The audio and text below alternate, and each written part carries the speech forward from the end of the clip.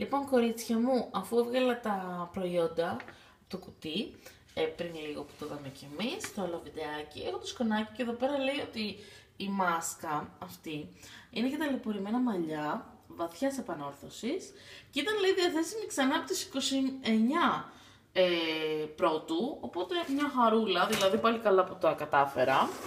Λοιπόν, εδώ πέρα αυτό που έχει και τέλεια παιδιά συσκευασία, δεν το συζητώ, κοίτα οι άνθρωποι. Έχει κάνει αγώνα εδώ πέρα να έρθει το προϊόν, δεν ήρθε έτσι ό,τι να είναι. Γιατί έχουμε και τις απεργίες και το περίμενα, περίπου πολύ...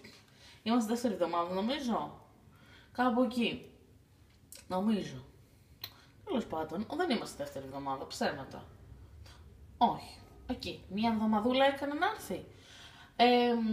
Και αυτό τι είναι, είναι σαμπουάν για αδύναμα και ταλαιπωρημένα μαλλιά και κάνει θρέψη και αποκατάσταση για απίστευτη λάμψη λέει. Τραβάω τα πλακάκια, δεν έχει να κάνει. Λοιπόν και συνεχίζω. Αυτό εδώ πέρα που το έχω δει από πάρα πολλές blogger και το έχω λατρέψει, δεν το έχω βάλει ακόμα στη μοίρα μου, θα γίνω μάλλον μαύρο το κάρβουνο που έχει μέσα, τέλος πάντων, ναι.